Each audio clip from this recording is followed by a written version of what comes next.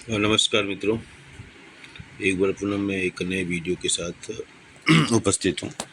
और ये video class 12th Indian economics पर आधारित है और ये हिंदी माध्यम की किताब है और उसी के चैप्टर ग्रामीण विकास रूरल डेवलपमेंट को मैं फोकस करने जा रहा हूँ। कोशिश है कि वन रीडिंग हो। इस अध्याय को पढ़ने के बाद, इस लेसन को पढ़ने के बाद जो बच्चों में समझ विकसित होगी ग्रामीण विकास और उससे जुड़े महत्वपूर्ण मुद्दों की समझ होगी उनको। ग्रामीण क्षेत्रों का विकास भारत के सर्वांगीण विकास की दृष्टि से क्यों महत्वपूर्ण है, ये जानेंगे। ग्रामीण विकास में साख और विपणन की महत्वपूर्ण भूमिका को समझेंगे। आजीविका के स्थायित्व के लिए उत्पादक गतिविधियों में विविधता के महत्व को समझेंगे। धारणीय विकास में जैविक कृषि के महत्व को समझेंगे। चलिए स्टार्ट करते हैं। तिरुवल्लुवर बहुत बड़े तमिल के कवि थे। उन्होंने एक वाक्य लिखा था, कहा था, मिट्टी की जुताई करने वाले ही अधिकार के साथ जीते हैं। श्रृंखला के शेष लोग उनके आश्रय की रोटी खाते हैं। मिट्टी की जुताई करने वाले ही अधिकार के साथ जीते हैं। श्रृंखला के शेष लोग उनके आश्रय की रोटी खाते हैं। तिरुवल्लुवर बहुत महान, इसकी चर्चा एपीजे अब्दुल कलाम प्रायः करते थे। तो इससे पहले के अध्याय में आपने पढ़ा है निर्धनता, जिसको हम लोगों ने नहीं पढ़ा है। तो पॉवर्टी एक सिचुएशन है जहाँ पर व्यक्ति को अपनी मूलभूत आवश्यकताएं नहीं मिलती हैं या मूलभूत आवश्यकताओं के लिए संघर्ष करता है और किसी पर वो डिपेंडेंट होता है, सरकारों के ऊपर या किसी अन्य ऑर्गेनाइजेशंस के ऊपर। मतलब कुल मिलाकर निर्धनता एक ऐसी स्थिति है जिसमें व्यक्ति दया का पात्र होता है, उसको उसकी मूलभूत सुविधाएं नहीं मिलती हैं। तो पॉवर्टी उसी स्थिति का नाम है। तो चलिए हम उससे अपनी कहानी को आगे बढ़ाते हैं। और जहाँ तक पॉवर्टी का सवाल है, तो पॉवर्टी ये मान कर चला जाए कि पॉवर्टी किसी एक खास क्षेत्र में नहीं होती है। कुछ क्षेत्रों में ज़्यादा है तो कुछ क्षेत्रों में कम है।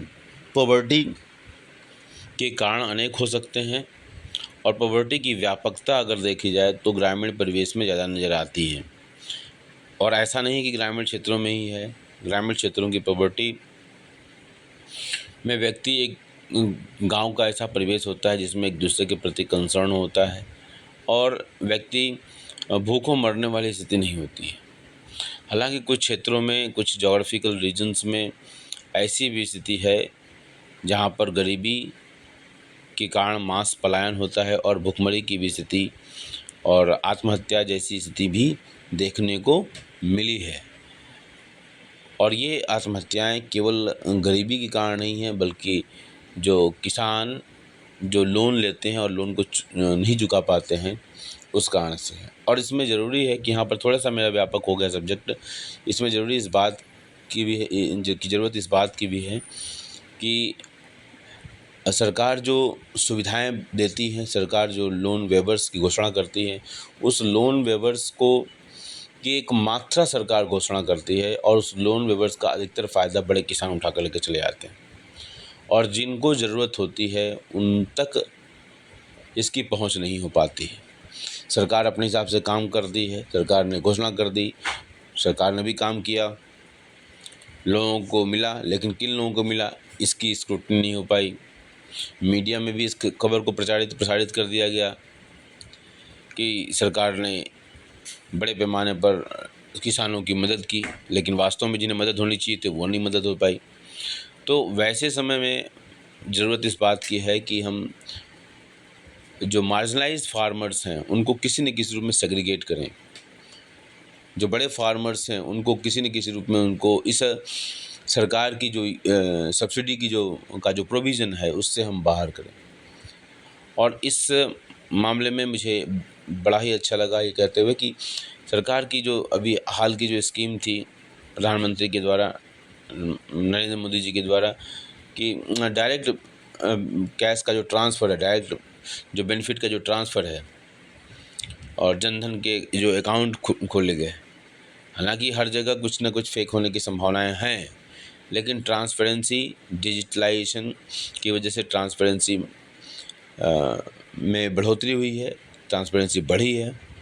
और जो खासकर जो जनधन अकाउंट को मैं बहुत ही बढ़िया मानता हूं, क्योंकि एक स्टेटमेंट था, हमारे पूर्व प्रधानमंत्री थे श्री राजीव गांधी जी का, बहुत ही ट्रुथफुल जो स्टेटमेंट था। हालांकि उनको इसका घाटा भी हुआ इलेक्शन के दौरान। तो उन्होंने एक बहुत ही सत्य उक्ति कही थी कि सरकार से 1 रुपया चलता है और गरीब तक पहुँचते पहुँचते मात्र 15 पैसे पहुँच पाते हैं।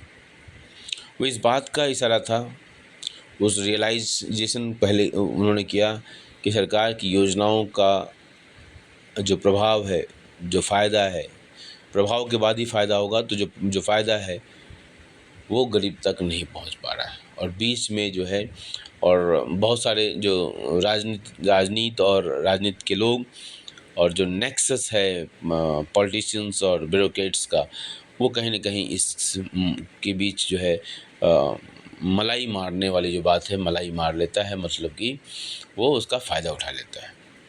तो ज़रूरी है गरीबी को हम बड़े पैमाने पर देखें और उसी परिप्रेक्ष्य में हम देखें। तो अगर हमको चोट करना है गरीबी के ऊपर, तो उस गरीबी को चोट करने के लिए सबसे पहले हमको ग्रामीण विकास से ही इसकी शुरुआत होगी, मेरा मानना है। तो ग्रामीण विकास इसीलिए मैंने चूज़ किया कि पहले मैं ग्रामीण विकास को पढूं और ग्रामीण विकास को समझूंगा तो गरीबी अपने आप दूर होगी। अगर इसलिए पॉवर्टी को एलिमिनेट कर दिया गया सिलेबस से। इसलिए ग्रामीण क्षेत्रकों में कृषि ही आजीविका का मुख्य साधन है।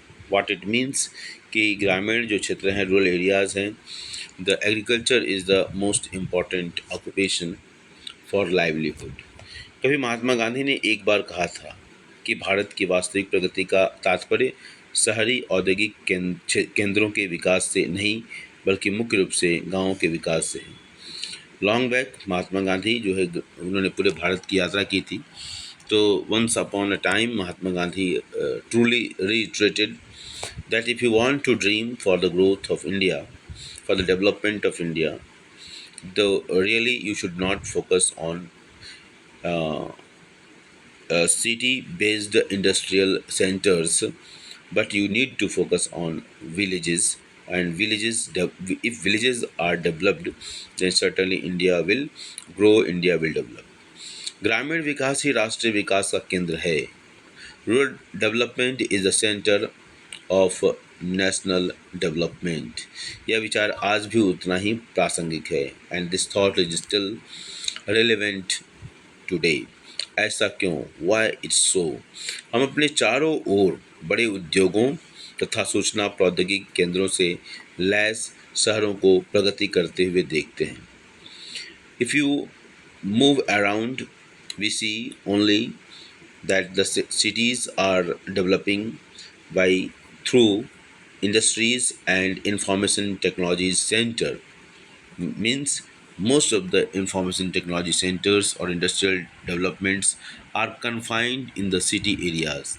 फिर भी ग्रामीण विकास को ही इतना अधिक महत्व क्यों दिया जाता है?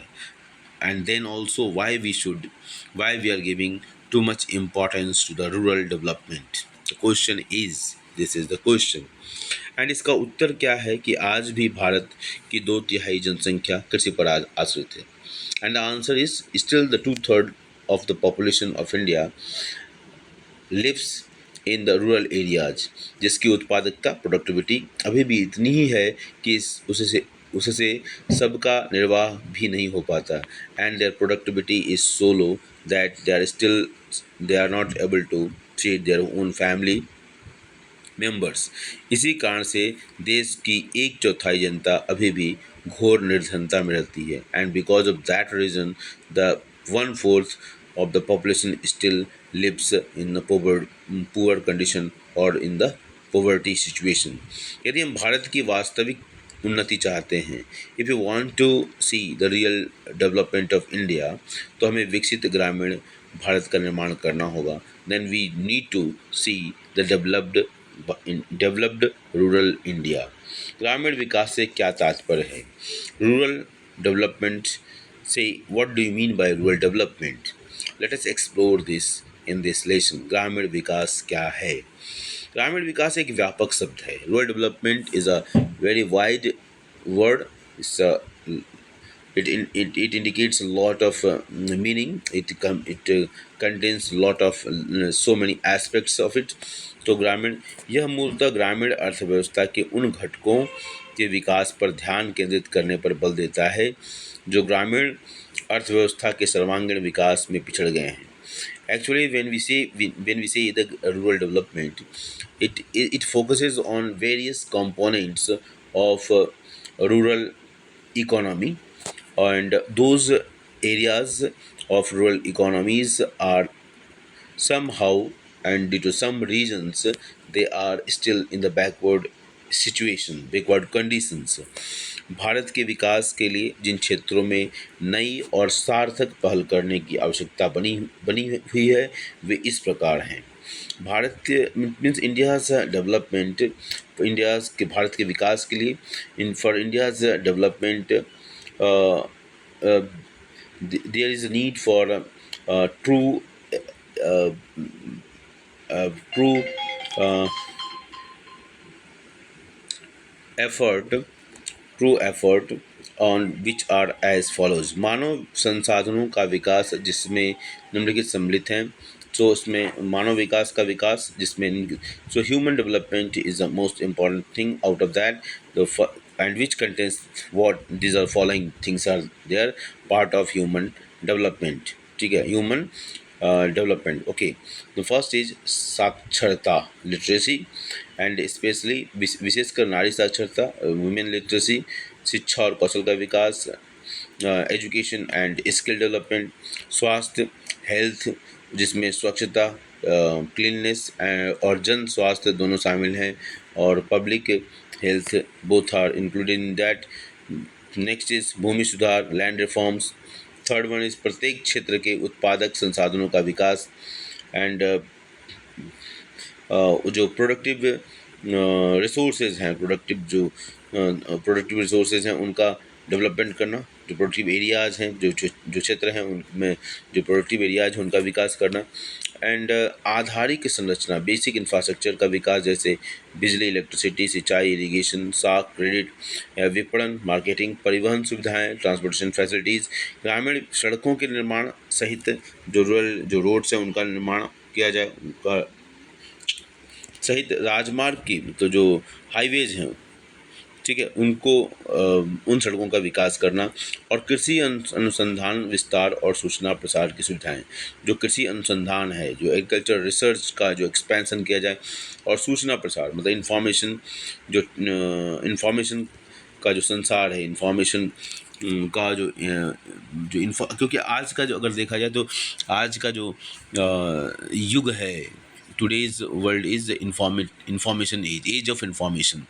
तो वही इसी बात को कहा गया कि सूचना प्रसार की सुविधाएं, जो इंफॉर्मेशन को जो शेयर करने की जो व्यवस्थाएं हैं, जिसे कॉल सेंटर कह लिया जाए या BPOs की तरह की बात कही जाए, हाँ, तो उस तरह की सुविधाओं का विस्तार करना, ठीक है, मतलब कंप्यूटर रिलेटेड चीज़ काम को विकसित करना। निर्धनता निवारण और समाज के कमज़ोर वर्गों की जीवन दशाओं में महत्वपूर्ण सुधार के विशेष उपाय, जिसमें उत्पादक रोजगार के अवसर उपलब्ध कराने पर विशेष ध्यान दिया जाना चाहिए। निर्धनता निवारण, पॉवर्टी एलिवेशंस, और समाज के कमज़ोर वर्गों की जीवन दशाओं में महत्वपूर्ण सुधार के विशेष उपाय किए जाएँ। तो समाज के जो सोसाइटी के जो वीक लोग हैं, उनकी जो लाइफ स्टाइल है, जीवन दशाओं में महत्वपूर्ण सुधार के जो है उपाय किए जाएं, जिसमें उत्पादक रोजगार के अवसर उपलब्ध कराने पर विशेष ध्यान चाहिए। तो वहाँ पर एम्प्लॉयमेंट जनरेशन की बात की जा रही है कि वहाँ उस तरह के एम्प्लॉयमेंट को जनरेट किया जाए। जो पुअर लोग हैं उनको अगर हम किसी न किसी स्किल के साथ जोड़ दें, और उनके इंटरेस्ट के स्किल की भी पहचान चाहिए हमको, क्योंकि हर पहले हम देखें तो हमारी जो व्यवस्था थी जिसको हम जातिवादी व्यवस्था कहते हैं आज के डेट में, लेकिन वो व्यवस्था एक्चुअली स्किल बेस्ड व्यवस्था थी जो विदेशी ताकतों के द्वारा उसको इस तरीके से उसका नॉमेनक्लेचर डेवलप किया गया कि वो समाज में विघटन का कारण बन सके। तो उस तरह की जो व्यवस्था है जो आज के डेट में अगर जातिवादी व्यवस्था है तो उस व्यवस्था को के बदलाव की ज़रूरत है और स्किल बेस्ड सोसाइटी जो हमारी सोसाइटी हुआ करती थी उस सोसाइटी की तरफ वापस जाने की ज़रूरत है। तो इसका अर्थ होगा कि ग्रामीण क्षेत्र के लोग जो कृषि एवं गैर कृषि गतिविधियों में संलग्न हैं उन्हें उत्पादकता बढ़ाने में विशेष सहायता देनी होगी। तो इसका मतलब ये हुआ कि दिस मीन्स व्हाट कि ग्रामीण क्षेत्र के जो लोग हैं the rural people of rural areas they need to have agriculture and non agriculture activities, मतलब एग्रीकल्चर और इसको एलाइड एक्टिविटीज़ कह सकते हैं। ठीक है, एलाइड एक्टिविटीज़ उससे संलग्न जो एक्टिविटीज़ हैं, क्योंकि बिल्कुल एग्रीकल्चर से अलग होंगी तो उसमें गवर्नमेंट के ऊपर भी थोड़ा सा प्रेशर होगा।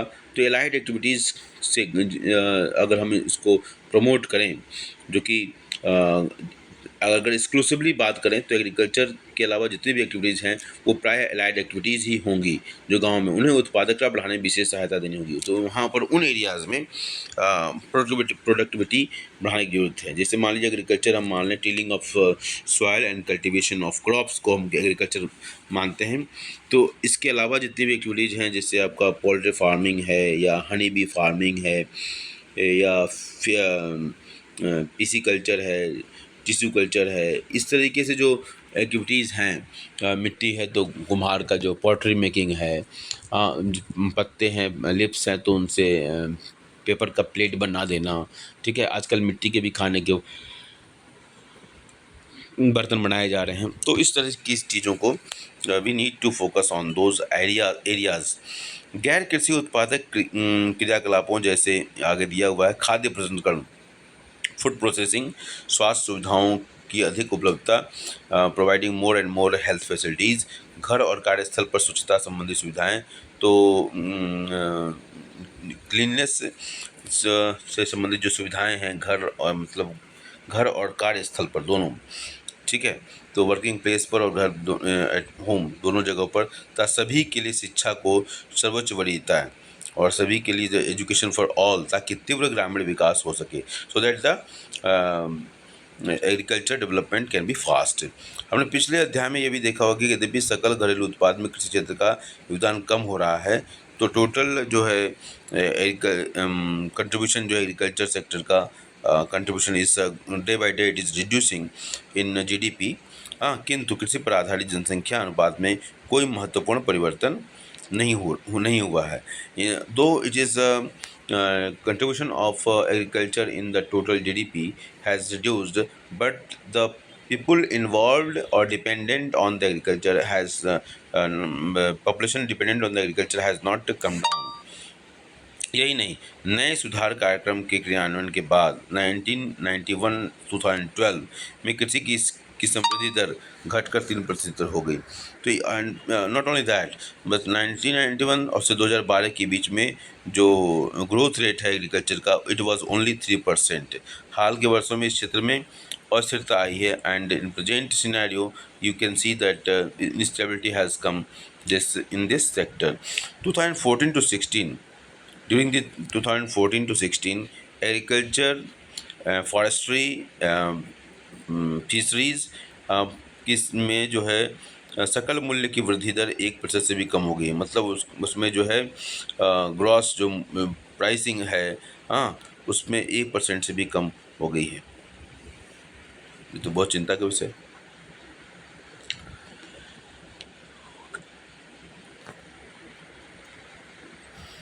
तो जीडीपी में मतलब इनका परसेंटेज डाउन हो गया है।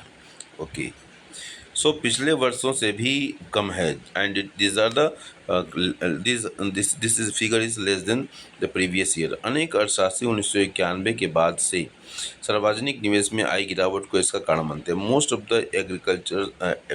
The economist they think that the fall in agriculture growth or contribution in GDP has come down because the public investment has come down in this areas, मतलब agriculture और उसके light activities के ऊपर जो public investment होना चाहिए था, पहले होता था, वो कम हो गया है, स्पेशली 1991 में। इसको that is the main reason that the productivity and production has come down. उनका यह भी विचार है कि अपर्याप्त आधारिक संरचना, inadequate public basic infrastructure, उद्योग तथा सेवा क्षेत्र में वैकल्पिक रोजगार के अवसरों के अभाव, means industries and service sector में जो अल्टरनेट जो एम्प्लॉयमेंट की अपॉर्चुनिटीज़ हैं, अनियमित रोजगार में वृद्धि आदि के कारण भी ग्रामीण विकास में बाधाएं आ रही हैं।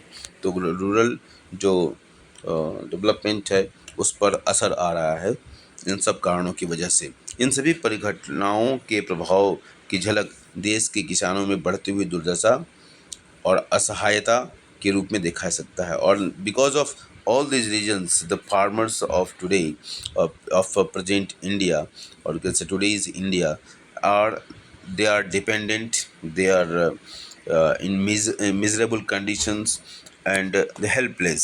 इसी परिप्रेक्ष्य में इस ग्रामीण भारत के साख और विपणन व्यवस्था, कृषि गतिविधियों के स्वरूप में विविधता तथा धारणीय विकास को बढ़ावा देने में जैविक कृषि की भूमिका आदि महत्वपूर्ण आयामों पर आलोचनात्मक चर्चा करेंगे। सो in the above, if we see the above conditions, we need to focus on certain aspects, and those aspects are what we need to improve: the rural grid system, we need to improve the marketing system, and we need to focus on diversity and sustainable development, and that sustainable development will come through जैविक कृषि, okay, organic farming. तो organic farming के जो बहुत सारे aspects हैं उनको हमको चर्चा करनी है। उसके प्रॉस एंड कॉन्स भी हैं। शुरू के दौर में in initial stage the farmers have lot of inhibition to follow those things because the cost and availability of the organic manures, it's not easily available. So actually when the government makes a plan and lot of जो एक class है जो where there is a lot of people who are involved in the corrupt practices, and the government is unable to monitor. So we need to have that kind of facilities where we can मुझे एक थोड़ा सा stop करना चाहूँगा। Ragnar nurse ने कहा था big push करने की ज़रूरत है। तो आज हमारे देश में बिग पुश की ज़रूरत है एक्चुअली। तो वो बिग पुश क्या होगा? पॉलिटिकल लेवल पर होगा।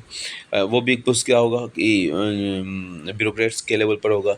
बिग पुश गवर्नमेंट ऑफिशियल्स जितने भी हैं वहाँ पर मतलब करने की ज़रूरत है। तो हर जगह से जब ये बिग पुश होगा तभी जाके हम चीज़ों का फ़ायदा सही लोगों तक पहुँच पाएगा, वरना पॉलिटिकल लीडर करप्ट होंगे, पॉलिटिकल लीडर अच्छे होंगे, ब्यूरोक्रेसी करप्ट होगा। ब्यूरोक्रेसी ठीक है लेकिन जो डाउनवर्ड जो ब्यूरोक्रेसी है, एग्जीक्यूटिव्स हैं, जो एम्प्लॉयज़ हैं वो ठीक नहीं होंगे तो भी। इसके बाद जनता में भी वो करप्शन, क्योंकि जनता में जो करप्शन है वो ज़्यादा खतरनाक हो जाएगा तो हमारे देश की स्थिति बांग्लादेश की जैसी स्थिति बन जाएगी। ठीक है, तो वो सब सारी चीज़ों को हमको एड्रेस करने की ज़रूरत है। और एक साथ जो मेरा मानना है बिग पुश की ज़रूरत है, जो कि हमारे देश की जो सोच के लेवल पर, हमारे देश के पॉलिटिकल लीडर के लेवल पर, हमारे देश की ब्यूरोक्रेसी के लेवल पर, हमारे देश में शिक्षकों के लेवल पर, और हमारे देश में बच्चों के लेवल पर। बच्चों के लेवल तो इसलिए वो समय आता है क्योंकि बच्चे तो आउटपुट हैं पेरेंट्स के संस्कार का, और जो प्राइमरी जो एजुकेशन सेंटर और वहाँ पर जो कुछ सीखते हैं बच्चे वो उसी के रिफ्लेक्शन है। तो ये हमारा इंट्रो पार्ट था। अब हम अगला टॉपिक देखेंगे ग्रामीण क्षेत्रों में साख और विपणन। तो how the credit system is working in the rural areas, और how the marketing system is working in the rural areas, और उसकी क्या क्या व्यवस्थाएँ हैं उस पर फोकस करेंगे। तो ये हमारा पहला पार्ट ये है। और इसमें जो ये जो बॉक्स बनाए हुए हैं, इन बॉक्स को बच्चों को एक्सप्लोर करना चाहिए और ये सब प्रोजेक्ट बनाने के काम में आते हैं। तो अब आज के लिए इतना ही। थैंक यू, धन्यवाद, सत श्री अकाल।